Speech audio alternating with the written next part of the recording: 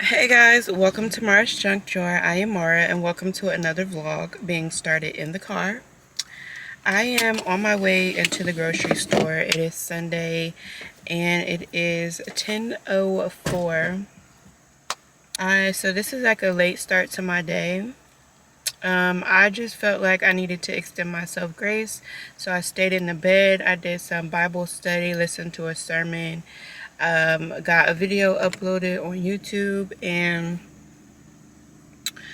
then got myself together and ready to come to the grocery store. So hopefully it's not too crowded in here. I do not like being in the grocery store when it's crowded because I do not like to be around a lot of people.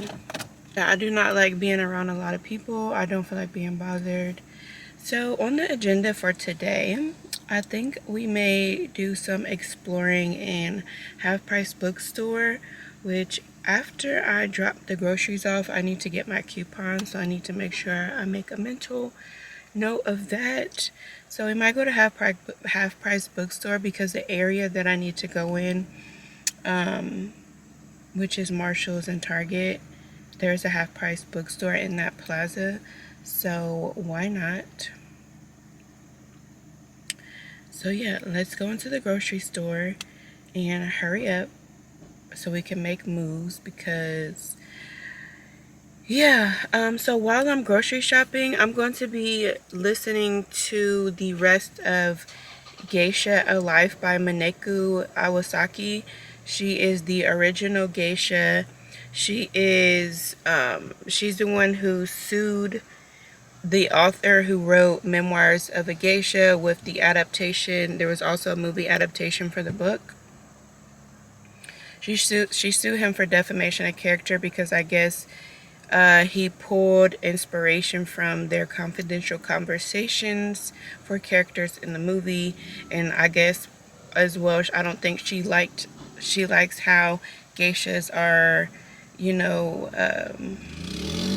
told in like a negative light based off so far what I've read in the book. But pretty much her book is pretty much a memoir of from her childhood up into the point of her becoming in her book she uses the term a gecko and a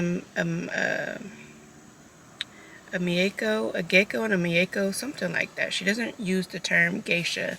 There's like specific terms that they use in their world, and so there's like different levels, and of course I think she was the highest one because she's like the most paid geisha known to date, I believe. And so it just explores her childhood up until she becomes a geisha at the age of 5, where she not like actually, but she is adopted into being a geisha, because when you become a geisha, the family of the house, I can't remember what the name of, and I don't know what the name of the house is, but like the geisha house, that family, or that what is it? Not really the, maybe the heir. I don't know. Like the owner of the house, like the top dog, the I don't even know, but y'all get what I'm trying to say. Um, has to adopt you. So she became adopted, taken away from her family at the age of 5. I think it is worth the read if you want a nice history lesson on like Japanese culture, not entirely, but specifically centered around what those geisha have to go through. And it's very, although she's trying to paint it in a positive, more positive manner based off the movie, it's still a very negative and like low-key abusive. I wouldn't say they were, well, I don't know. Some of the leaders that she came across were very mean, but yeah, so that's what I'm going to be listening to while I grocery shop. So we should be able to finish that audiobook, and then next I think I'm going to start either The Dead Romantics by Ashley Poston or One of Our Kind by Nicola Yoon.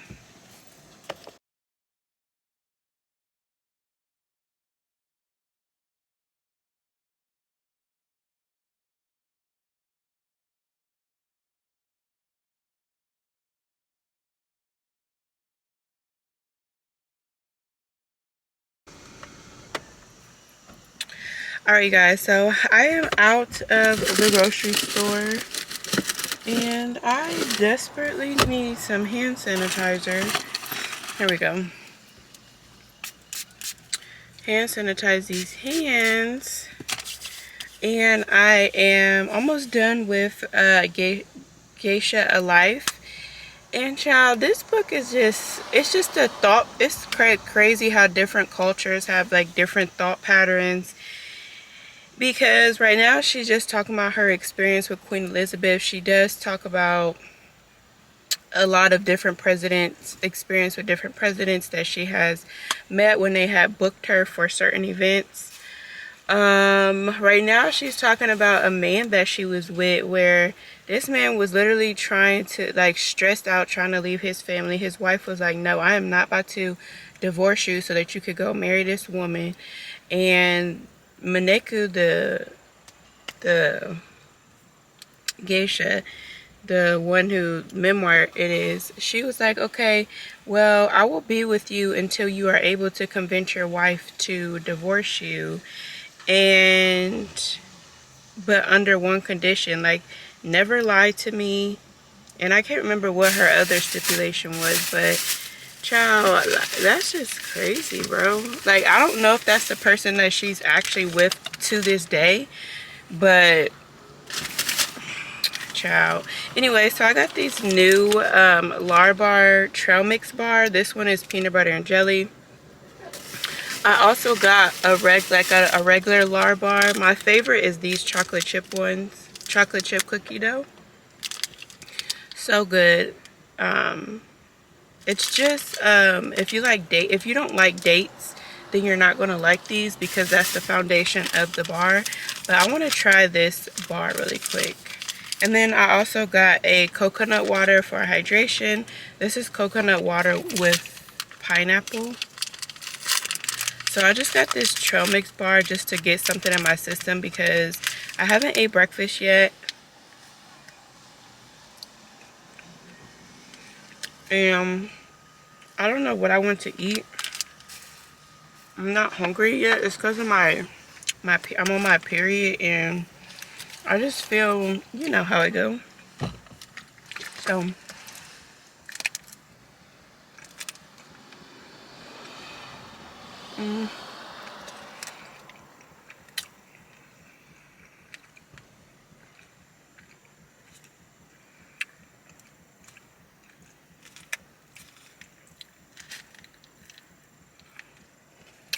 okay, I would say it's giving peanut butter and jelly in the most raw way possible. Meaning, I think they use cranberries. I wonder if these are cranberries.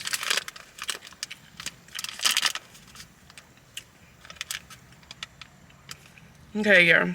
So they use raisins and cranberries, which I'm sure is meant to represent the jelly of the peanut butter and jelly.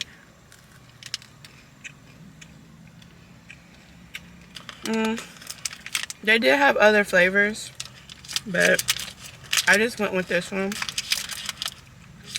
It's not my favorite.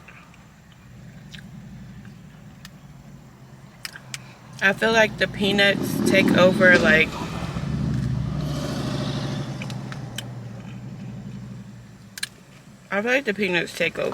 but yeah.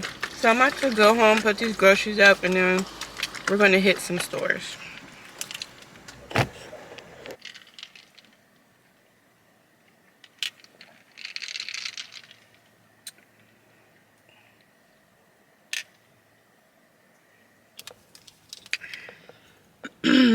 We're gonna finish listening to Geisha A Life. Like, I'm really curious to know, like, how her life ended up into, like, the point of her quitting being a geisha, because she did state that she ended up quitting being a geisha at the height of her career. Like, she was a top paid dog in the game, and she ended up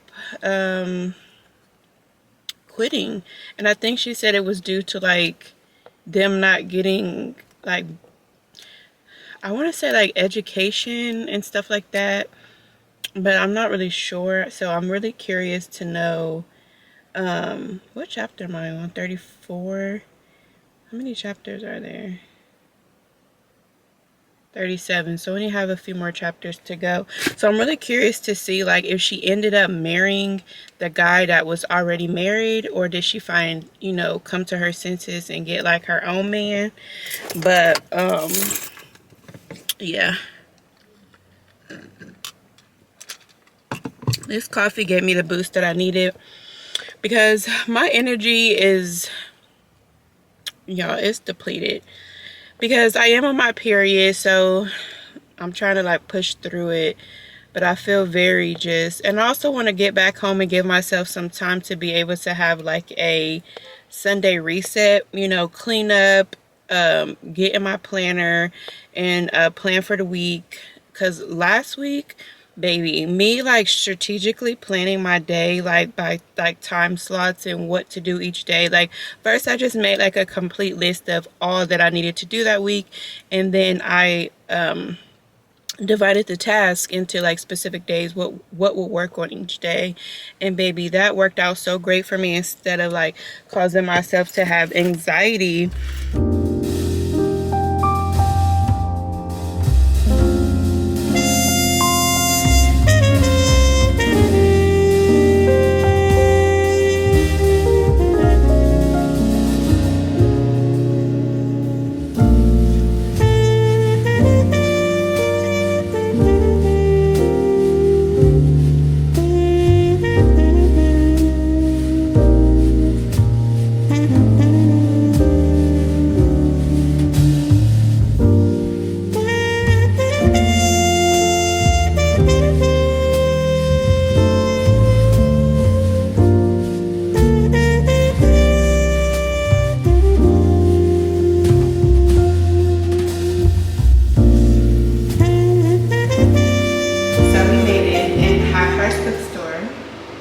I'm in the bathroom because, child, as soon as I came out of TJ Maxx, baby, I had to come to the bathroom. Like, my bladder is non-existent. After having 4 children and being as old as I am, baby, okay, let's go look at some books.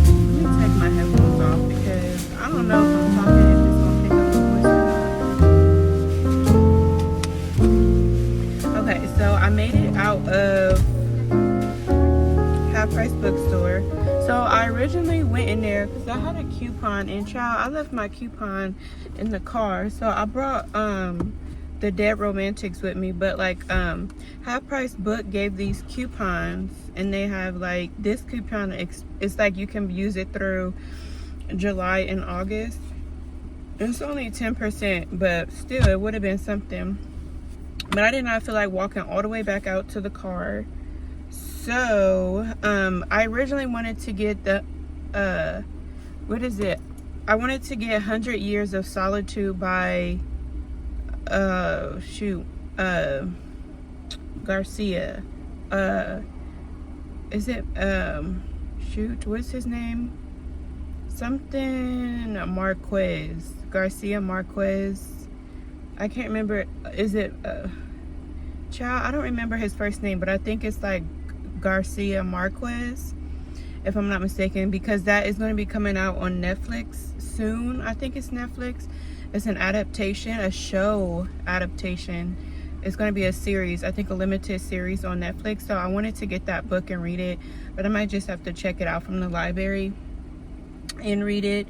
Who else was I looking for? I was looking for Clotel. I was looking for Lola Leroy.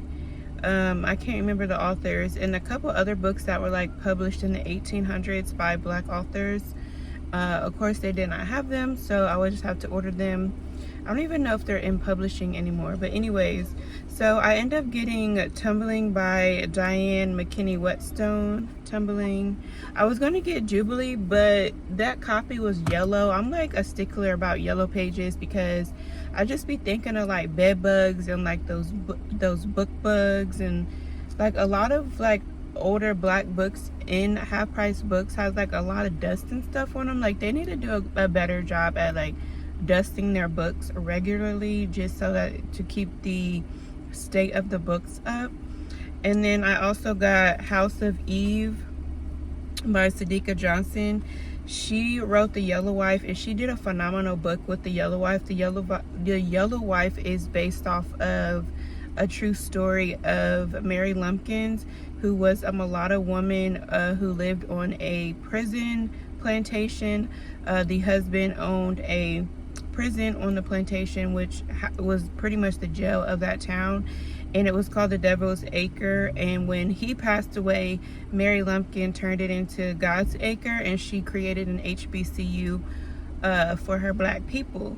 But she was light enough to be a passing woman, and he did acknowledge her as his wife, but back then it was not really wife. It was like she was the mistress of the plantation. Pretty much wife though, because she would sit with other wives who came to visit his plantation. So once she had kids with him, her kids were actually passing. She had one kid who was like, no, I'm going to represent my 25% of Black blood, and we're going to make a difference in our community, and we're going to make sure our Black people have what we need. So I think only one of her girls identify as Black, and the other ones were passing.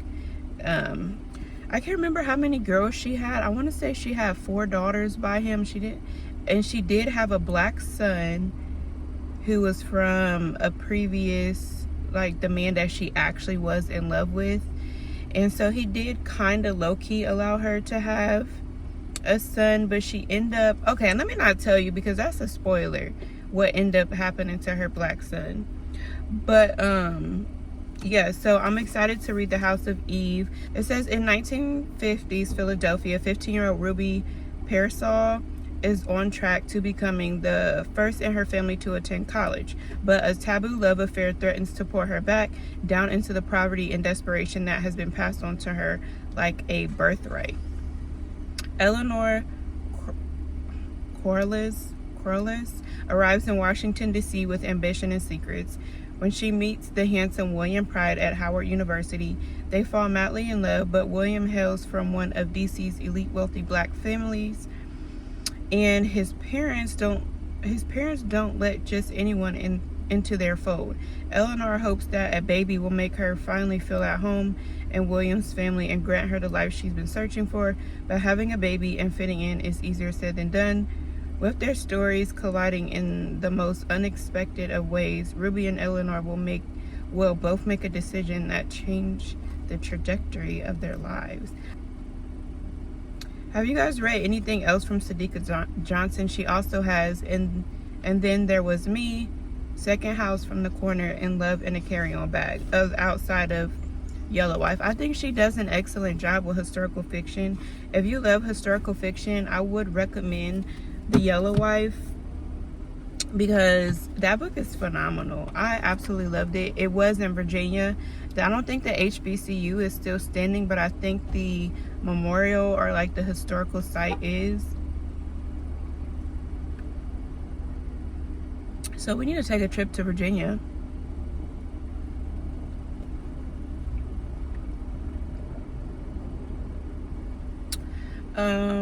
Okay, so now we're about to go home. I was gonna go to Target to pick up like the rest of the stuff for the kids, but I just cannot. Like, my feet are hurting. And yeah, I put some tennis shoes on for the first time. I have my cute little Walmart shoes on, my Walmart tennies. But yeah, I don't feel like going into Target. So what I'm gonna do, okay, so let's talk about Geisha, A Life, a memoir by Mineko Owasaki. So finally, I'm at the part of the memoir where she comes to her senses and realizes that this man is not leaving his wife. Okay, baby, you should have known that. And she tells a story about how, I think it was Queen Elizabeth and the Duke, they were having like their big, shindig or whatever, celebration for whatever. But Queen Elizabeth was visiting Japan. And so tell me why old girl Mineko, like the one who the memoir is about, I don't want to say like the main character, but baby, she is the main character in her story. But tell me why this girl gonna go up. So you do, in order to speak to the Duke, you have to ask for permission. Of course, if he is attracted to this woman physically, like, she's just beautiful, she's a geisha, so their job, they're entertainers. Like, their whole purpose is to please other people. Like, they're people pleasers. Like, that is their job. Oh no, it's a bee. Okay, and so of course, if she asks to speak with him, he's going to say yes. So she was mad because the queen did not want to eat their food. And in Japan, Mineko was saying, like, that's highly disrespectful to come to somebody else's country and not eat the food that they are presenting.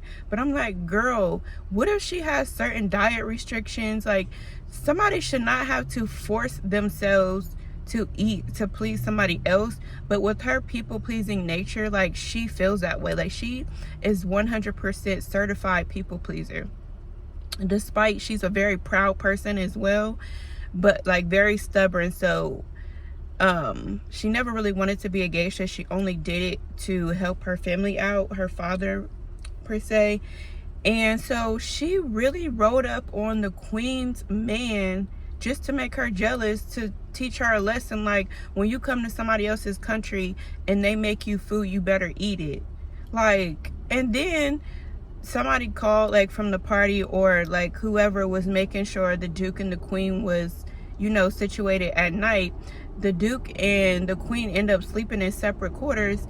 And the lady who called Mineko on the phone was like, what you do last night? Because I had to scramble around to figure out security for this couple, because at the last minute they decided that they did not want to sleep together.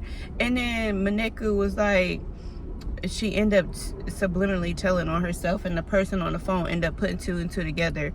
And they was just like, you little rascal, like, child, who are you to, like, Interesting memoir. So I can't wait to see, like, who her husband, who she ended up marrying. Oh, child. And then I'm going to try out this soak off, because I do have, like, the clear one, and it does state that it does remove press-ons and gel polish, all that. But baby, these press-ons ain't going anywhere. Can y'all see it? So you might see like the corners are lifted because I tried to lift it just to help give it some room. So I did remove them over here. This one is still on here, baby. When I say these press-ons ain't going nowhere, they're not going anywhere. Like it's so hard to get these. So like the base of the nail that I put press on are gel, but I use nail glue to glue them on, and baby, these do not go anywhere. Like I could wear these for a whole month and they will not come off. And so this is not the look that I was intended, like I had in mind to wear for my nails. So I just went with a nude just for the time being because I had already pressed them on. And so now I gotta go home and take them off and put a new set on. I don't know, I think I might just do like a pink set. And then I also had to get a step stool for my toddler because when she's like brushing her teeth and washing her hands, she can't reach the sink and she's always looking for the closest object that she can use to, you know, do so. So I figured out I need to get her a stool. So, and I am getting hungry. I do have another lard bar that I can eat.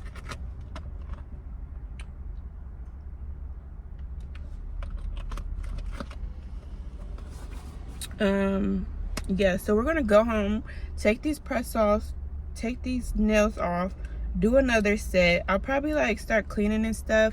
I do want to touch down. So usually what I've been doing for my reading is like 100 pages a day.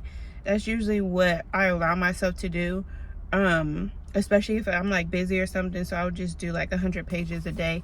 I did start this last night, but I was starting to have like really bad cramps, so I only got to like page 4 or something like that. So today I'm gonna try to like get into bed and relax and probably read to chapter 12 because that will put me at 109.